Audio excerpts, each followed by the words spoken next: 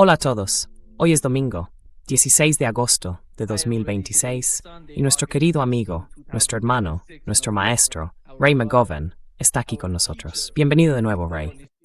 Welcome back, Ray. Muchas gracias, Nima. Ray, let me start with what's going on. Ray, déjame empezar por lo que está ocurriendo en Asia Occidental. El nuevo pacto de defensa, o pacto militar, entre Arabia Saudí, Pakistán y Turquía. Mucha gente sostiene que va contra Irán o que va contra Israel. Nos interesa saber cuál es tu opinión.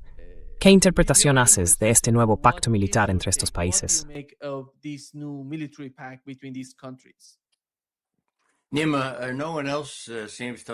Nima, parece que nadie más entiende lo que significa, así que daré mi opinión. Parece que los saudíes están realmente en una situación muy difícil. Necesitan a cualquier amigo que puedan conseguir, incluidos los turcos, que son notoriamente imprevisibles en cuanto a quién apoyan un día y a quién apoyan al siguiente. Así que, para mí, parece más bien una especie de estructura montada para indicar que los saudíes siguen en la partida, que tienen aliados poderosos. Pero no creo que signifique gran cosa. Desde luego, no significará mucho, a menos que tenga un componente militar. Y yo soy de Missouri. Tienen que demostrarme que hay un componente militar antes de que piense que es algo realmente sustancial. Eso no ayuda mucho, pero confieso que tendrá que pasar algún tiempo y ver cómo se desarrolla todo antes de poder determinar de verdad si mi especulación era acertada.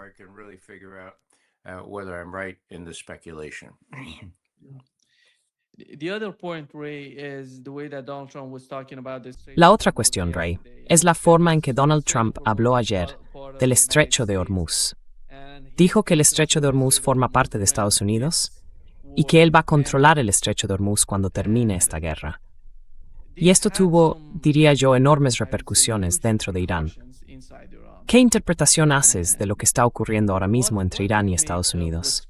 ¿Se está volviendo más peligroso? ¿Está escalando de algún modo? La desescalada es, de alguna manera, una especie de pausa. ¿Qué opinas?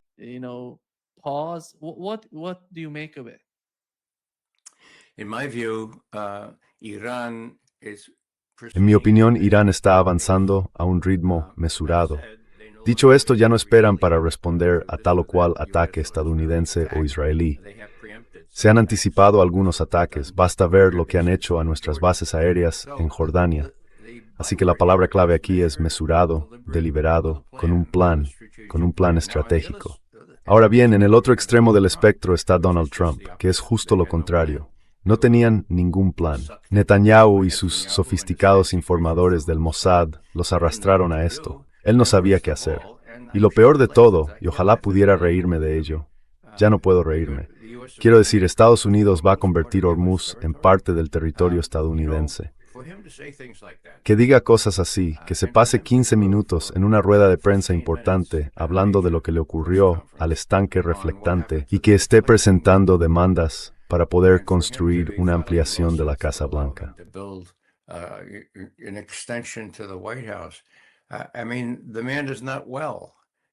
Quiero decir, el hombre no está bien, no tiene una buena formación. Emocional o psicológicamente tampoco está bien, ni físicamente.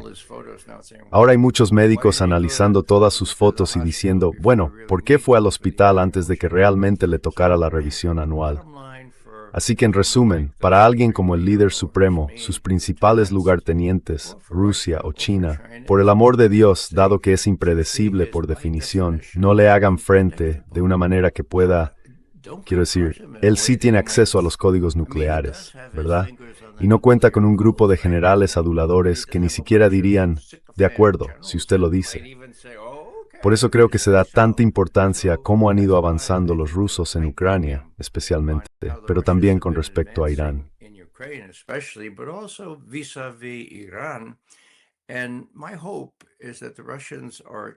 Y espero que los rusos estén aconsejando a los líderes iraníes en la medida en que necesiten consejo alguno. Miren, las cosas van bien. Por el amor de Dios, no hundan un portaaviones. Ya saben, no sabemos qué pasará si hunden. Por favor, sigan adelante. No hagan caso a la retórica. Quiero decir, Pueden burlarse de ella si quieren, pero comprendan que detrás hay una persona que no está del todo bien, ni mental ni físicamente, y eso podría causar un daño irreparable, no solo a nosotros, sino al mundo entero. Sean cautos. Sigan avanzando como lo hacemos en Ucrania, diría Putin, no en Irán, sino en Ucrania. Despacio y con buena letra se gana la carrera, podría decir, citando un viejo aforismo.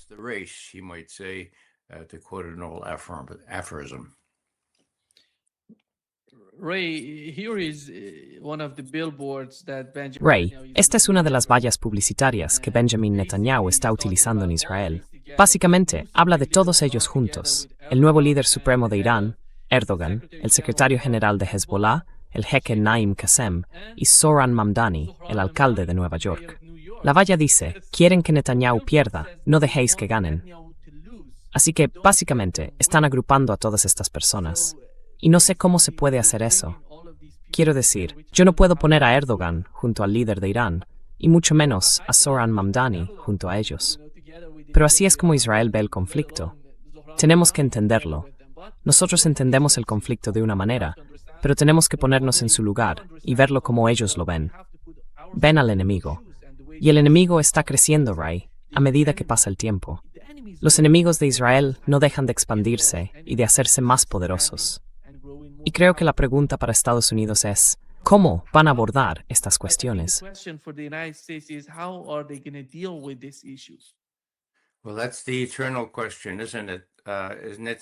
Bueno, esa es la eterna pregunta, ¿no? ¿Sigue Netanyahu al mando? ¿Puede arrastrar a Estados Unidos a otra guerra más?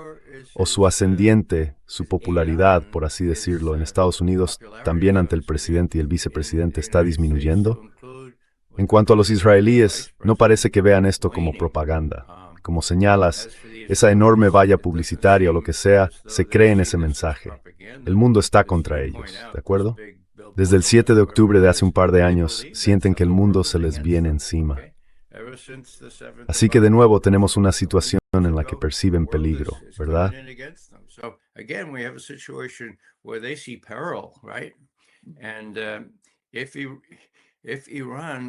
Y si Irán utiliza toda su capacidad para aniquilar, perdonen la palabra, a Israel, o para intentarlo, entonces lo que me preocupa, por supuesto, es que Netanyahu también tiene acceso a los códigos nucleares, y creo que los usaría. Bueno, estamos hablando de alguien que comete genocidio, provoca hambrunas forzadas y asesina a otros líderes aquí y allá. Díganme ustedes, convénzanme de que Netanyahu, llegado el caso, diría, bueno, tenemos estas armas nucleares, pero... Quiero decir, a nadie le gustaría que las usáramos. Yo no lo creo.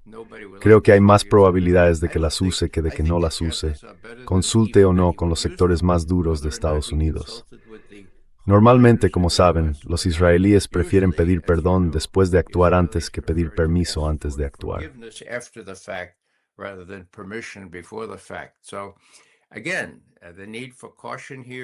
Así que de nuevo, hace falta cautela, hace falta no fanfarronear, no restregárselo a nadie. Los iraníes están ganando. Lo único que tienen que hacer es mantener un ritmo moderado, más aún porque Estados Unidos se está quedando sin munición. Y si eso no es lo más vergonzoso que se me ocurre como antiguo oficial militar, quiero decir, antes de entrar en una batalla o en una guerra, por el amor de Dios, uno comprueba lo que los británicos llaman el inventario. Aunque para mí no es un inventario, se mira si se tiene armamento suficiente. Ahora la gente dice, bueno, Trump creyó lo que Netanyahu le dijo, que solo iban a ser 3 o 4 días. Bueno, ya sabe, ¿no había nadie allí? No había nadie allí para decirle a Trump, mira, esto es un montón de mierda, no te creas a este tipo. Bueno, sí estaban allí, pero son una pandilla de aduladores, y aquel día en la sala de situación de la Casa Blanca no dijeron nada. Esperaron al día siguiente cuando el periodista de The New York Times les preguntó, bueno, ¿qué pensáis de esto? Y dijeron, bueno, tenemos nuestras dudas. Ya sabes, no creemos, ya sabes, nos oponemos. Vamos, por favor, estos tipos son, bueno, no diré más. Trump ha estado increíblemente mal asesorado. Y creo que es una combinación de arrogancia estúpida, estupidez y el estado profundo, que ve esta guerra como algo bueno. que quiere que todas las guerras continúen, no solo para lucrarse fabricando y vendiendo armas, sino también para controlar lo que les queda por controlar en el mundo y en Estados Unidos.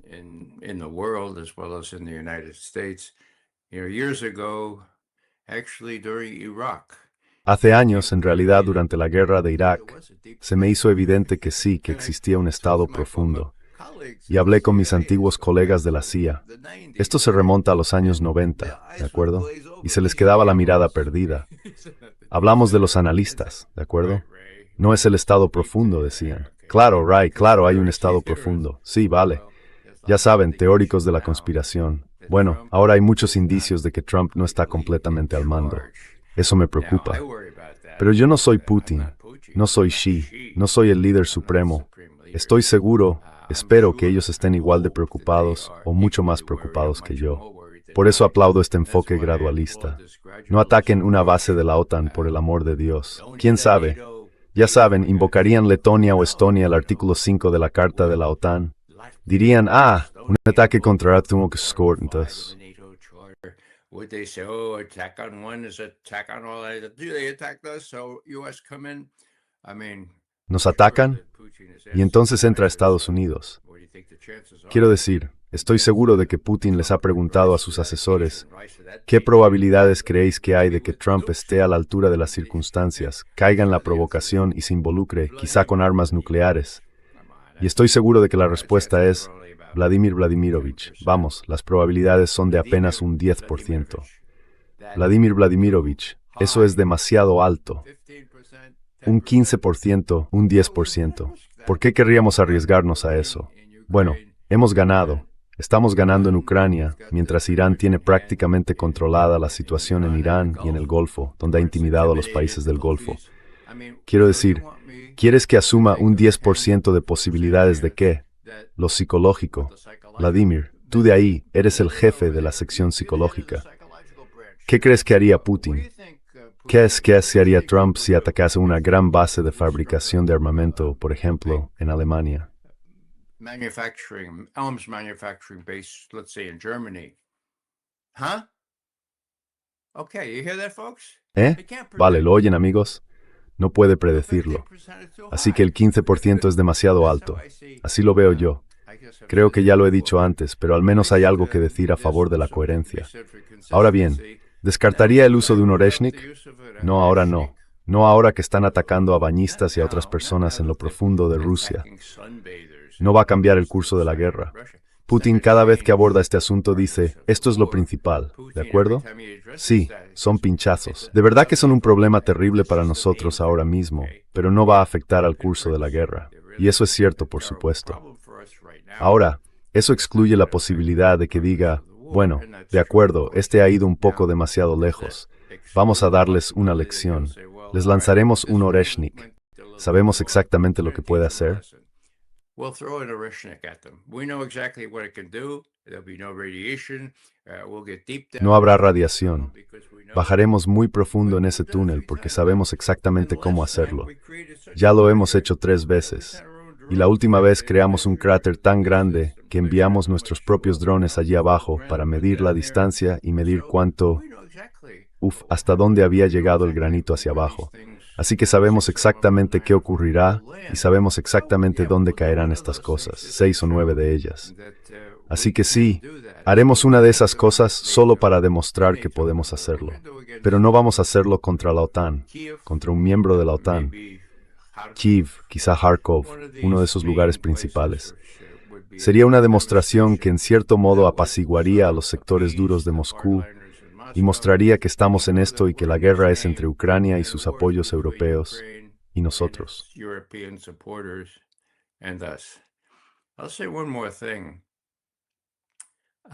Diré una cosa más. De hecho, el portavoz presidencial de Putin, Peskov, Dmitry Peskov, lo expresó en estos términos. Hay un dualismo en el enfoque de Estados Unidos respecto a Ucrania. Por un lado, venden armas a los europeos para que se las den a los ucranianos. También proporcionan la inteligencia y los sofisticados mecanismos de guiado que permiten a esos misiles y drones adentrarse 1.450 kilómetros en Rusia. o incluso llegar ahora al Mar Caspio. Por otro lado, manifiestan su disposición a ayudarnos a salir de esto. Creemos que esa disposición es genuina, pero nos resulta muy difícil conciliar ambas cosas. Así que yo lo llamo dualismo. Ahora bien, ¿por qué ese dualismo? Creo que hay que remontarse al estado profundo. I think you have to go back to the deep state. And I could talk a little bit more about that because I've done some thinking about that. Y podría hablar un poco más de eso, porque últimamente he reflexionado sobre ello. Y bueno, ya sabe, es difícil definir el estado profundo, pero por sus actos los conoceréis. ¿De acuerdo? De acuerdo. Y si pudieran ver lo que ha estado ocurriendo recientemente, tan recientemente, o remontándose hasta diciembre del año pasado, justo hasta el presente, podrían citar ejemplos que se atribuyen fácilmente al estado profundo, tal como es. Quiere que la guerra continúe, quiere que los que se lucran salgan ganando, quiere que el aparato de inteligencia crezca y pueda dominar no solo los asuntos exteriores, sino también los internos. Hay muchas cosas que se pueden ver. Por sus obras los conoceréis. Creo que estamos llegando a conocer un poco mejor al estado profundo.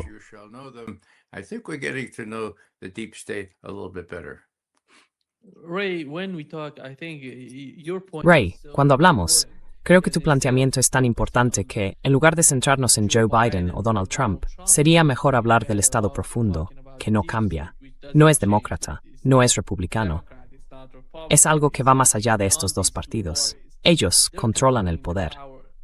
¿Crees que a sus ojos ven de la misma manera la guerra contra Rusia en Ucrania y la guerra en Asia Occidental? ¿Qué piensan de estas dos guerras? ¿Van a unirse? ¿Y durante cuánto tiempo quieren mantener estas guerras?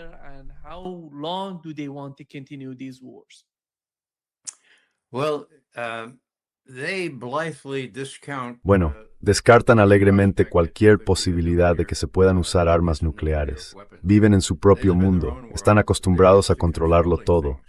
Miren, les pongo un ejemplo. Hace unas 3 semanas, un misil militar iraní, o un dron, no recuerdo cuál de los dos, recorrió 1.200 kilómetros, creo que son unas 850 millas, ¿de acuerdo? Y alcanzó una ciudad y un puerto del Mar Caspio, allí en Irán. Eso no tenía precedentes. ¿Te refieres a un dron ucraniano? Sí, ucraniano, lo siento. Un dron ucraniano, exactamente. Sí, un dron ucraniano. Así que, en primer lugar, no podría haber hecho eso sin el tipo de sistema de guiado y quizás Starlink y todo lo demás que lo permitió. ¿Encaja eso con el interés declarado de Trump o con el interés declarado del establishment, si es que existe, de llegar a algún acuerdo con Ucrania? No, no encaja.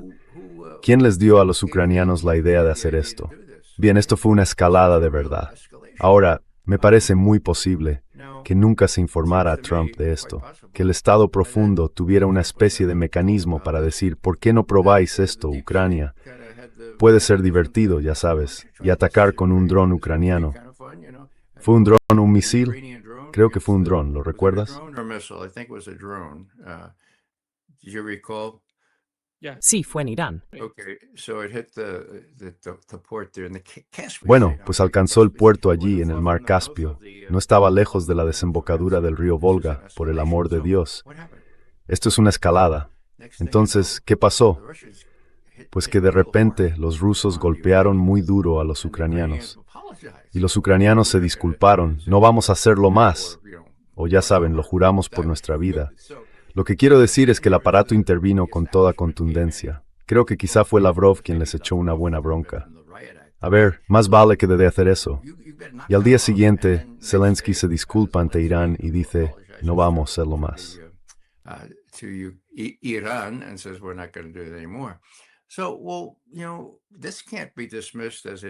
Así que bueno, ya saben, esto no puede descartarse como un hecho insignificante. ¿Por qué ocurrió? ¿Por qué a finales de diciembre? Bueno, Trump estaba hablando por teléfono con Putin y le decía, a alguien se le ocurrió que sería buena idea enviar unos 100 drones, más o menos, para atacar el lugar donde podría haber estado Putin, en su casita, en su residencia cerca de Valdai. Fue realmente una decisión consciente de nuestro presidente. La historia cuenta que dijo, oh no, Vladimir, ¿puedes esperar un segundo? Tengo que ir al baño o algo así. Espera un momento. Y entonces, boom, llegan esos drones. Nustam mai. Curry sa wen gwisk tuwa.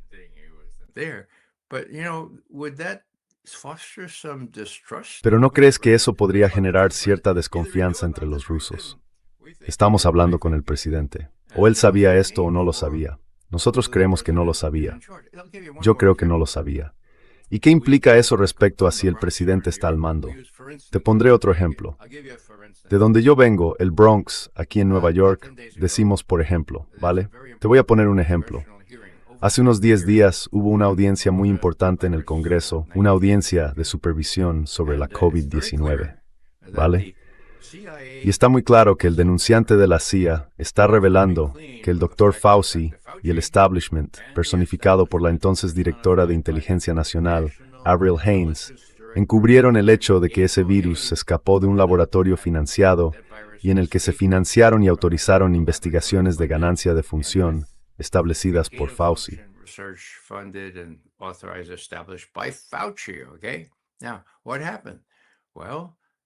Vale. Ahora bien, ¿qué pasó?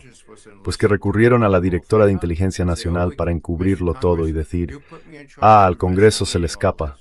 Me han puesto a mí al frente de investigar todo esto. ¿Por qué no poner a alguien del ámbito sanitario de nuestro país? ¿Pero por qué elegir a la directora de inteligencia? Pues porque es una abogada realmente rastrera. Lo demostró cuando Cuando John Brennan decidió que el Senado podía tener demasiada información sobre las técnicas de tortura que él autorizó y supervisó. ¿Vale? ¿Qué hizo? Hizo que su gente pirateara los ordenadores del Senado para ver qué tenían, ¿no? Quiero decir, hablamos de poderes separados del gobierno. Pues bien, él tenía una adjunta en aquel momento. Se llamaba Avril Haines, una abogada muy hábil.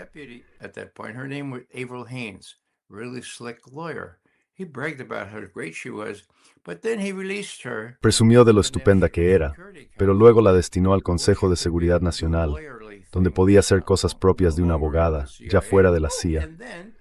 Y después la nombraron para investigar a estos hackers de la CIA, que habían pirateado los ordenadores del Comité de Inteligencia del Senado.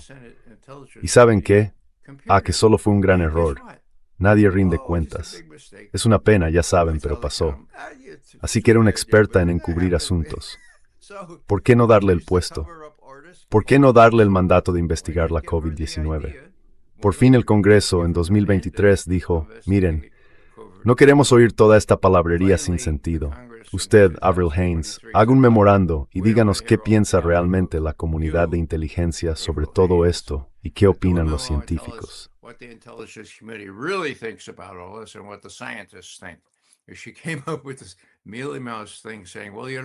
Y se sacó de la manga esta cosa tan ambigua diciendo, bueno, ya saben, nos pidieron que decidiéramos si probablemente salió de un laboratorio donde Fauci financió esta investigación o si procedía de un animal. Lo siento, no podemos averiguarlo. La gente que trabajaba para mí, el Consejo Nacional de Inteligencia y otras 4 agencias de inteligencia, creen que vino de un animal y no del laboratorio de Fauci. El Departamento de Energía y el FBI creen con certeza que se debió a una fuga de laboratorio. La CIA dice que es demasiado difícil de determinar. Y ahora sabemos por ese denunciante que en la CIA eran 5-1 diciendo, por supuesto que vino de una fuga de laboratorio. ¿De acuerdo? Así que su informe al Congreso tenía 90 días para hacerlo. Dice, lo siento, Estados Unidos tiene que averiguar el origen de la COVID-19. Nosotros no podemos hacerlo.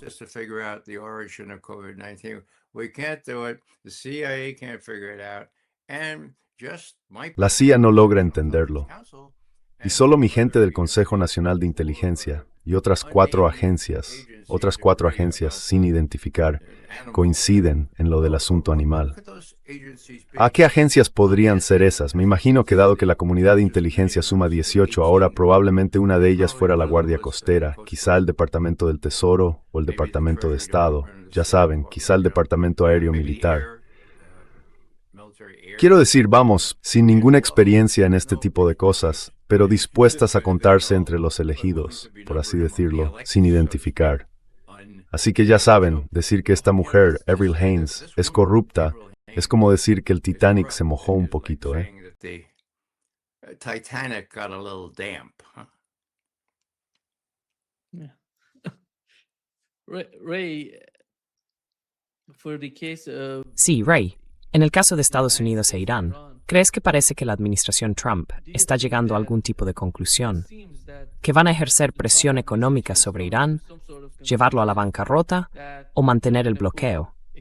Por parte de Estados Unidos, sienten que pueden resistir más que los iraníes. Los iraníes, del mismo modo, si miras los medios iraníes y persas, básicamente dicen, vamos a seguir en esta lucha. Estados Unidos está intentando ejercer presión económica sobre nosotros, pero nosotros resistiremos más que Estados Unidos. Esta es la mentalidad de ambos lados.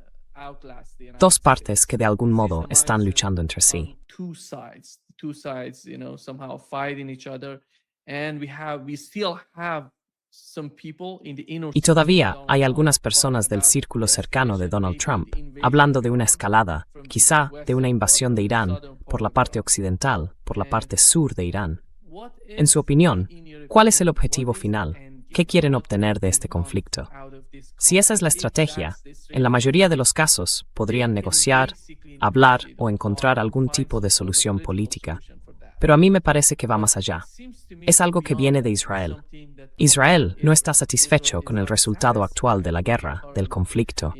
outcome ¿Cómo of cree the que war, evolucionarán estas conflict. tensiones entre Estados How do you Unidos see e that Israel going, en lo this relativo al resultado de la guerra hasta ahora? tensions between the United States and Israel when it comes to the outcome of the war so far? As you suggest, Dima, it's Israel. Como sugieres, Nima, fue Israel quien inició esta guerra y metió a Donald Trump en ella con una trampa. Ahora bien, los planes ya estaban hechos, por supuesto. Se prepararon de tal manera para hacer esto. Pero tenemos nada menos que al secretario de Estado, Rubio, que también es el asesor de seguridad nacional. Lleva dos sombreros y en ese último cargo controla el flujo de información que llega al presidente. Así que esto es importante. 3 días después del ataque de Estados Unidos e Israel dijo, bueno, los israelíes nos dijeron, y esto es público, que iban a atacar a Irán. Y pensamos, Dios mío, los iraníes podrían tomar represalias contra nosotros porque creen que estamos implicados. Así que calculamos que teníamos que adelantarnos a ese ataque o intentar mitigar sus efectos para no sufrir tantas bajas. Y por eso nos unimos a los israelíes.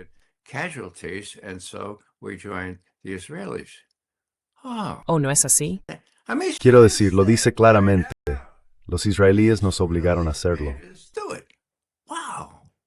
Y ahora Joe Kent.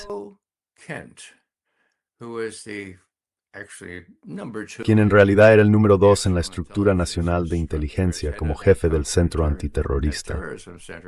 Cuando dimitió, en un memorando muy respetuoso dirigido al presidente, dijo, tuve que dimitir por conciencia, porque no había ninguna amenaza inmediata para Estados Unidos, de ninguna manera ni bajo ninguna forma, y porque fue algo puramente político, presión israelí, respaldada por quienes promovían los intereses de Israel y por sus aliados dentro de la Casa Blanca, lo que llevó a esta decisión. Así que respetuosamente me voy de aquí. No puedo aceptar este tipo de guerra, que no tenía ninguna amenaza inminente y que fue orquestada o en la que les engañaron, como quieran verlo, los israelíes. Ahora bien, ¿qué ha cambiado? Pues que Israel ya no es tan querido en Estados Unidos.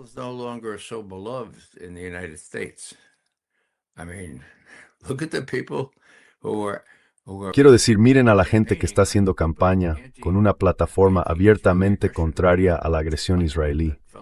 Ese tipo que va a ser el candidato demócrata al Senado en Michigan. Dios mío, en todo el país la gente está ganando pese a que el lobby israelí mete 30 millones aquí, 30 millones allá. Netanyahu, lo recuerdo con muchísima claridad, está grabado, pueden encontrarlo en YouTube. En 2001 está en casa de un elector, tienen una cámara de vídeo encendida y él va por allí con mucha chulería y dice, ahora apaguen eso. Por suerte el tipo se olvidó de apagarla. ¿Qué dijo Netanyahu? La mujer de la casa le dice, pero Bibi, ¿no te preocupa que todo el mundo se vuelva contra nosotros? ¿No te preocupa que vayan a por nosotros si diezmamos a los palestinos? Y Netanyahu dice, pueden verlo grabado, no es un problema. Tranquilo. Podemos doblegar a los Etzén como queramos. Conozco a los estadounidenses. Escuchad, el 80% de los estadounidenses hagamos lo que hagamos. Esto es absurdo. Punto. Fin de la cita. Absurdo. Bueno, ha sido absurdo. Y lo fue el 28 de febrero de este año. Ya no es así, sea absurdo o no. La mayoría del pueblo estadounidense está en contra de lo que Israel está haciendo. Y gracias a Dios, están empezando a darse cuenta de que el genocidio, el hambre forzada, incluso asesinar a otros líderes no es el tipo de cosas que nuestro país tenga tradición de hacer desde hace más de 250 años. Así que se ha producido un cambio radical, un giro, un cambio fundamental en nuestro cuerpo político con el que Netanyahu tiene que lidiar ahora. Y Trump también. ¿Significa eso que Trump se resistirá a las presiones de Netanyahu?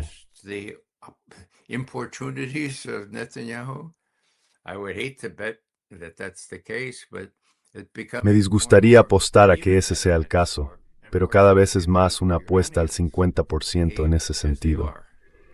Y por supuesto, si los iraníes se comportan como lo están haciendo, Netanyahu va a tener ante Trump una tarea realmente difícil de defender. Se acercan las elecciones de mitad de mandato, las de mitad de mandato, no exámenes, sino elecciones.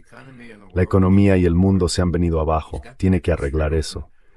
Y ya sabe, hay una palabra alemana, Wahnsinn, es más fuerte que locura. Simplemente significa que no puedes realmente enfrentarte al mundo.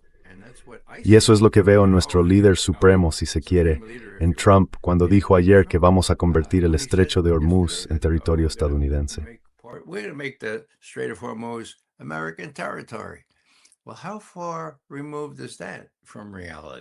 Bueno, ¿hasta qué punto se aleja eso de la realidad? Así que de nuevo, en mi opinión, los rusos, los chinos y los iraníes están sacando buenas lecciones de lo que está logrando su enfoque gradualista.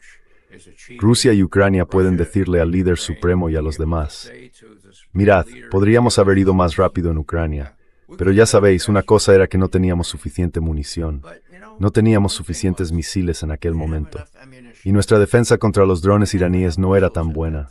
No teníamos Starlink, ahora sí. Entonces, ¿cuál es la lección que os instaría a extraer, iraníes? Prudencia. Habéis acumulado vuestro arsenal de armas, se les están acabando. Your arsenal of weapons. They're running out of them. Doesn't speak very well for their military planning. No dice mucho a favor de su planificación militar. Pero si creyeron a Netanyahu cuando dijo que esto duraría 3 o 4 días antes de que Irán se desmoronara, bueno, es culpa suya por creer a Netanyahu. Quizá esta vez no le crean a Netanyahu. Y tal vez se alcance algún tipo de acuerdo para que por fin se abra el estrecho. Esta vez, las condiciones iraníes son mucho más duras. Tenemos el memorándum de 14 puntos. Los iraníes, como usted sabe mejor que yo, aunque merece la pena mencionarlo en referencia. El primero se refería al Líbano, nada menos. 2 frases, y se menciona al Líbano 3 veces.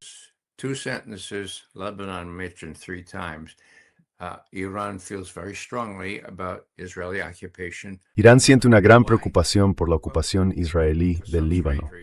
¿Por qué? Bueno, por alguna extraña razón, o quizá por una especie de motivo altruista, Irán considera que cuando Israel ocupa territorios, y la ONU dice en 1967 que debería abandonar los territorios ocupados, eso debería significar algo. Y este eje de resistencia, quiero decir, incluye no solo al Líbano, sino también, ahora de forma explícita, a Palestina, Gaza y Yemen. Así que ya sabe, puede llamar al eje de resistencia como quiera, pero es algo que no existía entre esos árabes del Golfo, gordos, felices y ricos. Sin embargo, está ocurriendo en una sociedad islámica que se preocupa por otros que están oprimidos y ocupados desde 1967. Desde el punto de vista de la justicia, desde el punto de vista de la tradición abrahámica, remontándonos a la literatura judía temprana, donde la propia palabra para justicia, tzedakah, que es mostrar misericordia hacia los pobres.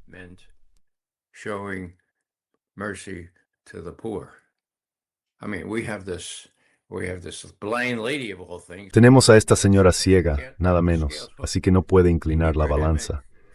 Pues bien, la tradición abrahámica, empezando por los primeros hebreos, estaba sesgada y profundamente prejuiciosa a favor de los Anawim.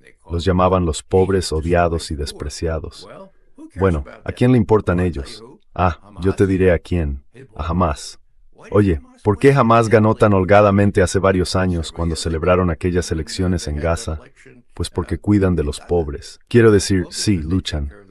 Y no de forma incidental, según el derecho internacional, los pueblos ocupados tienen permitido luchar, incluida la violencia. Todo eso está permitido según el derecho internacional.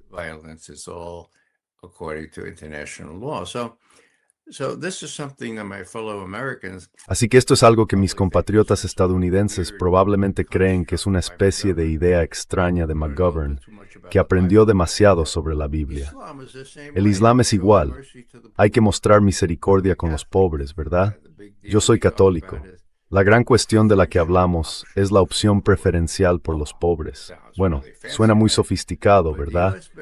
Pero los obispos estadounidenses, cuando yo enseñaba catequesis en 1974, publicaron una declaración. Vamos a deciros qué es la opción preferencial por los pobres. Esto es lo que es. Ahora tenéis que escuchar, ¿de acuerdo? Nadie tiene derecho a acumular aún más riqueza que no necesita cuando los pobres carecen de lo necesario para vivir. Nadie.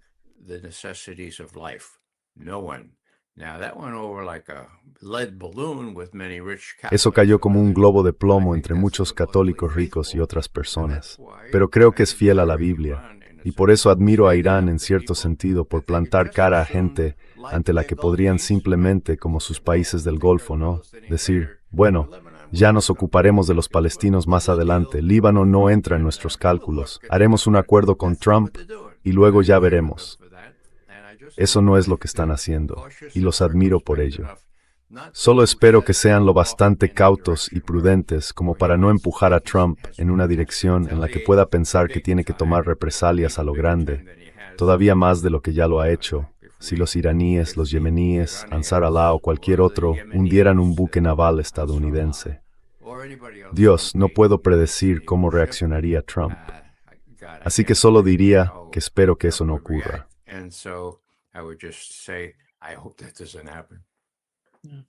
Ray, there was a report on Washington. Ray, hubo un informe en The Washington Post sobre lo que ocurrió durante la visita de Trump a Turquía, en Ankara, con motivo de aquella cumbre de la OTAN. Al parecer, de camino de vuelta, el Mossad informó al equipo de Trump y a la CIA de que Donald Trump podría ser asesinado durante el regreso. Y lo asombroso de esto es que Donald fue trasladado en secreto, según se informó en ese artículo, del Air Force One a un avión mucho más pequeño, un C-32A, como lo llaman, dentro de un camión de catering del aeropuerto. Cuando Israel hace esto, da la sensación de que tiene algún tipo de ventaja sobre la CIA en Estados Unidos. Significa que se considera que tienen mejores fuentes, mejor información cuando se trata de Asia Occidental.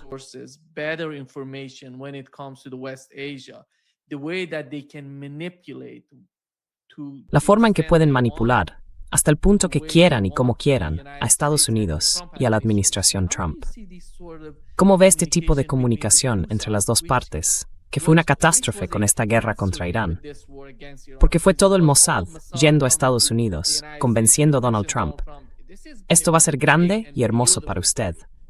Pasará a la historia de Estados Unidos para siempre, por este éxito, por esta victoria contra Irán. Eso no ocurrió.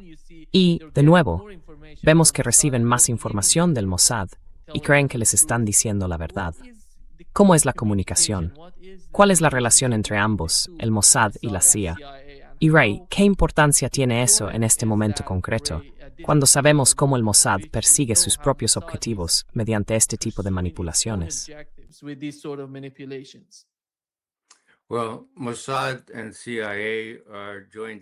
Bueno, el Mossad y la CIA están unidos de la cadera.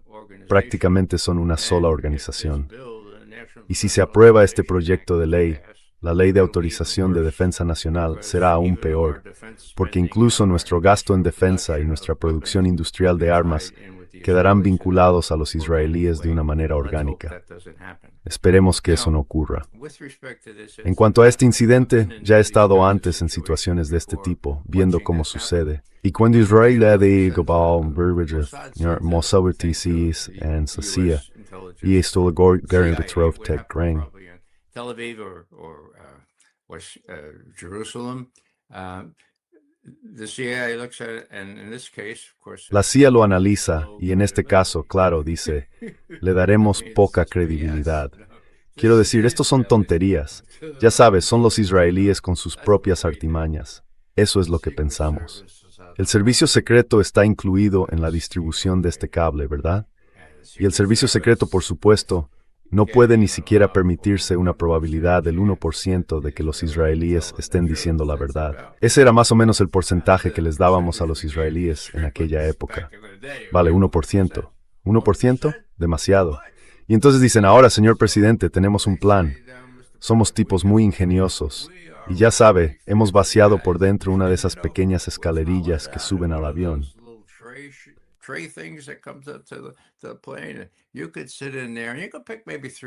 Podrías quedarte ahí dentro y elegir quizá a 3 o 4 personas y os sacaríamos de allí sin que nadie se enterara. Y os llevaríamos a casa sanos y salvos, seguro, porque esto iría escoltado por F-15 o lo que fuera. Sería realmente estupendo. Y Trump dijo, bueno, vale, si tú lo dices, sin darse cuenta de la absoluta farsa que supone esto. ¿De acuerdo? Y no solo eso, sino que deja a todos menos a Hegseth, ya sabes, y a esa rubia preciosa, y a un par de ayudantes. Los deja en un avión que se convierte en un señuelo, ¿sabes? Así que cuando los periodistas le preguntaron después, un par de días más tarde, bueno, ¿y nosotros qué? Él dijo, bueno, ya sabes, ¿y vosotros qué?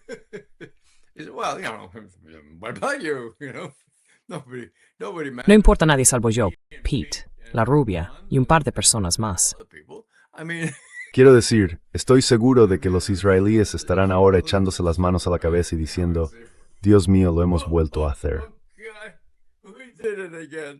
Miss como native colonetio antisemitism.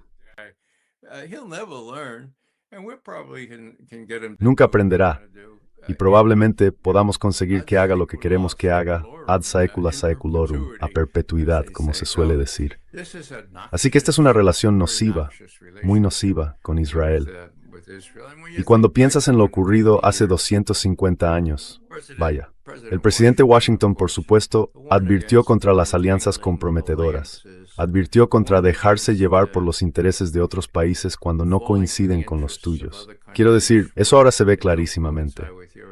La diferencia ahora, y es un cambio esperanzador, es que el pueblo estadounidense está despertando a esa realidad y eligiendo a personas que se presentan con ese tipo de programa. Digamos la verdad sobre el Mossad.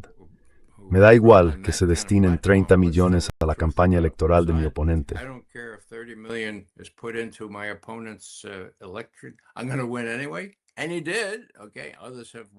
Voy a ganar de todos modos. Y ganó. De acuerdo. Otros también han ganado. Así que ese tipo de cambio va despacio. Mientras tanto, ¿qué va a hacer el Estado profundo con todo esto?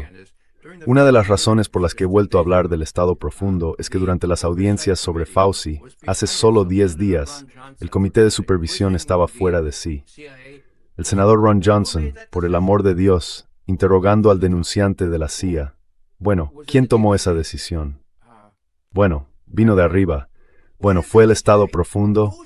No lo sé. ¿Qué es el Estado profundo? ¿Quién manda aquí? Este es un miembro de alto rango del comité de supervisión. Así que todo esto me tiene muy, muy indignado.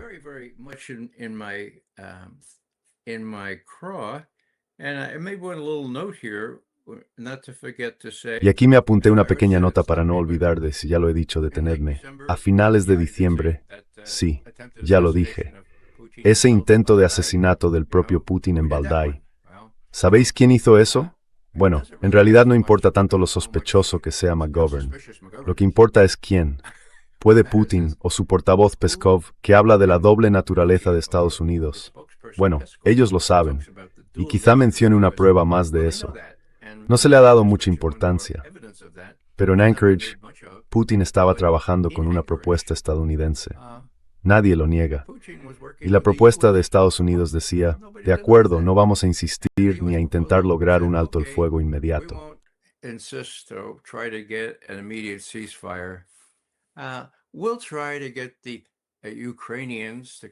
Intentaremos que los ucranianos se sumen a esto y lleguen a un acuerdo. Presionaremos mucho a Zelensky para que lo haga, ¿de acuerdo? Y bueno, esto ya está en marcha. Cuando Zelensky entre en razón, cuando yo, Donald Trump, hable con los europeos y les diga quién manda, bueno, lo intentó, ¿no? Pero no funcionó. Entonces nos reuniremos y quizá haya otra cumbre. Y al final Putin, el único que explicó algo de contenido sobre lo que ocurrió en Anchorage, terminó diciendo, fue muy bien y volveremos a reunirnos. Y luego dice en inglés, la próxima vez en Moscú. ¿Por qué le damos tanta importancia a eso? Porque Trump da sensibilidad. Y dijo, oh Dios mío, ese será difícil. Tendremos que pensar. Madre mía. Los dos dijeron que había sido una cumbre exitosa. Han acordado cómo van a proceder. Y con inocencia o no, Putin dice en inglés, la próxima vez en Moscú. Y el presidente de Estados Unidos olvida cómo queda eso, pero responde, no sé si me dejarán hacerlo. Así que ya saben, eso es, en esencia, lo que dijo. Probablemente Putin vio lo que se avecinaba, pero aún así, creo que le sorprendió la incapacidad de Trump para poner a los europeos en línea y lograr que dejaran de apoyar a Zelensky. Y por eso Peskov, hace apenas 3 días, dijo que esta doble actitud les tiene un poco desconcertados, porque venden armas a los europeos para que prosigan la guerra en Ucrania y proporcionan inteligencia a raudales para que puedan atacar puertos del Mar Caspio. Y luego dicen que les gustaría mucho ayudar a organizar algún tipo de acuerdo político.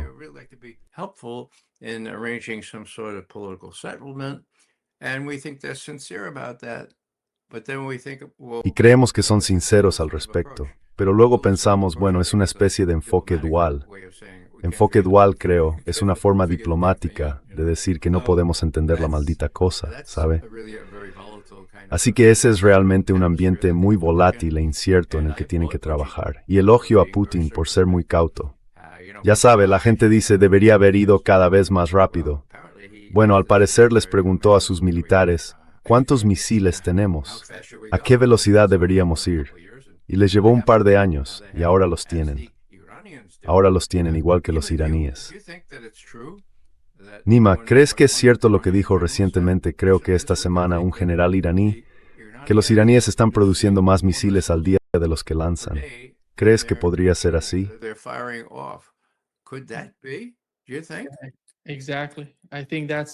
Exactamente. Creo que es así. Y por eso se ve la confianza que se percibe en los dirigentes, en el sistema político y en las Fuerzas Armadas, tanto en el ejército como en la Guardia Revolucionaria. Creo que han llegado a ese punto. Por eso se sienten tan cómodos con que la guerra continúe. ¿Ray?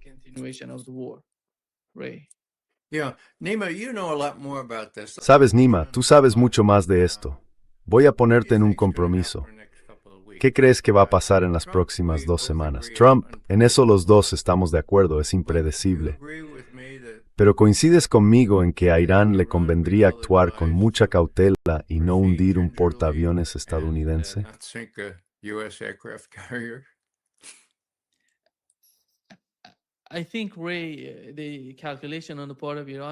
Creo, Ray, que el cálculo de Irán es el siguiente. Por un lado, no quieren una escalada, porque al fin y al cabo, toda la agenda, todo el objetivo es lograr disuasión. Eso se mencionó en la nueva entrevista del principal asesor del jefe de la Guardia Revolucionaria iraní. Pero él concedió antes una entrevista a PBS y dijo que queremos lograr disuasión, no solo para los iraníes. En mi opinión, y así se mencionaba en el comunicado del Consejo Supremo de Seguridad Nacional de Irán, se trata de todos los actos de resistencia, desde Yemen hasta Irán, Irak, Líbano y Palestina.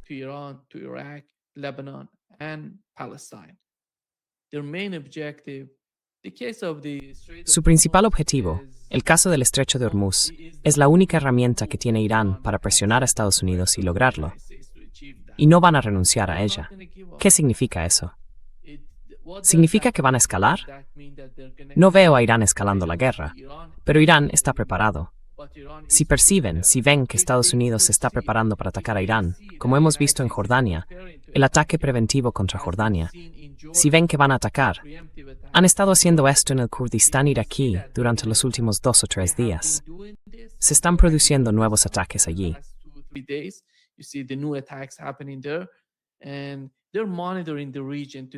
Y están vigilando la región para ver qué intenta hacer Estados Unidos. Se están preparando para atacar Irán. Puede que se adelanten.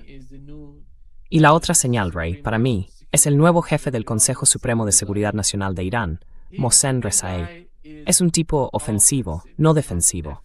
Su estrategia es ofensiva.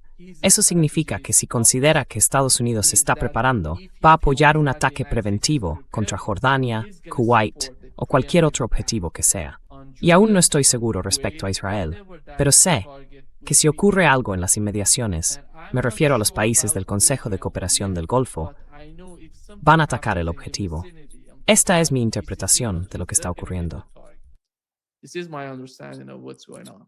Lo siento. ¿Israel va a hacer qué? Si se sienten así respecto a Israel, no sé cuál sería el límite. Me parece que, ahora mismo, el mando y control del CENTCOM, de eso hablo, pasó de Jordania a Israel. Está en Israel. Depende de la escalada que se produzca si Estados Unidos ataca a Irán, se prepara para atacar a Irán o invade Irán por el sur. Podrían atacar algunos objetivos en Israel. La otra opción que provocaría nuevos ataques contra Israel sería que Israel escalara la situación en el sur del Líbano.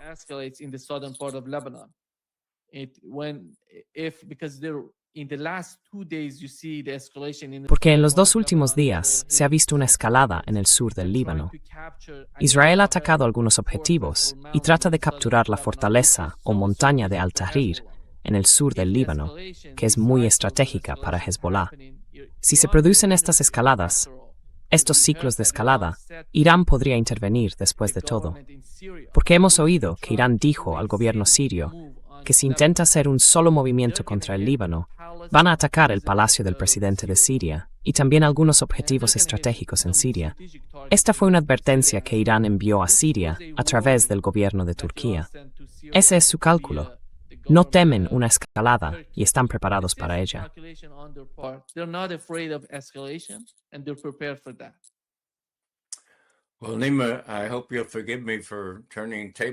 Bueno, Nima, espero que me perdones por cambiar las tornas, pero acabo de aprender mucho y estoy seguro de que tus espectadores también. En cuanto al impredecible Trump, Dios sabe lo que hará. Y lo que te oigo decir es que, si a los iraníes les parece que Trump y Netanyahu van a lanzar el próximo ataque en los próximos días, Irán no solo está dispuesto, sino preparado para adelantarse a eso. Quizá atacando al propio Israel, al menos en el norte, y amenazando con arrasarlo. Ahora bien, parece probable. No puedo sentirme contento ni alegrarme por ello, porque creo que entonces tenemos a 2 países impredecibles con armas nucleares en una situación extrema. Eso me preocupa muchísimo, no en lo relativo a Ucrania.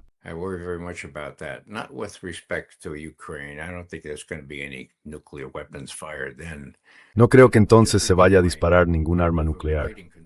Pero repito mi principal preocupación, que creo que comparten Putin, quizá Xi y tal vez los propios iraníes. Si esto se descontrola, será así como se descontrole. Tenemos ahí a una persona impredecible. Es el peor tipo de situación.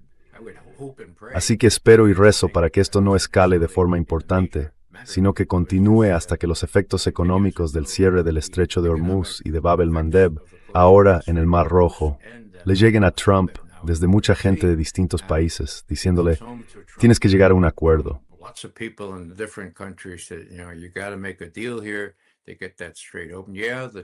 Abren ese estrecho. Sí, las condiciones son más duras. Ahora bien, estaban los 14 puntos. Usted estuvo de acuerdo con ellos. Vio lo que él decidió en Versalles. ¿Recuerda a Wilson? Bien, pues hay que hacer eso. Y por eso espero que esto evolucione. Hará falta prudencia. Hará falta gente que piense con antelación y que no intente escalar las cosas más allá de su capacidad para controlarlas. Así que de nuevo, esa es mi humilde opinión desde Estados Unidos. Pobre Najin con la parte israelita. In tasa Situationen sin esperanza, siempre man cror de Kosofer. As long as people keep their heads. Yeah, exactly. Sí, exacto. Muchísimas gracias, Ray, por estar hoy con nosotros. Como siempre, ha sido un gran placer. As always. De nada, Nima. Mucha suerte. To you. Gracias.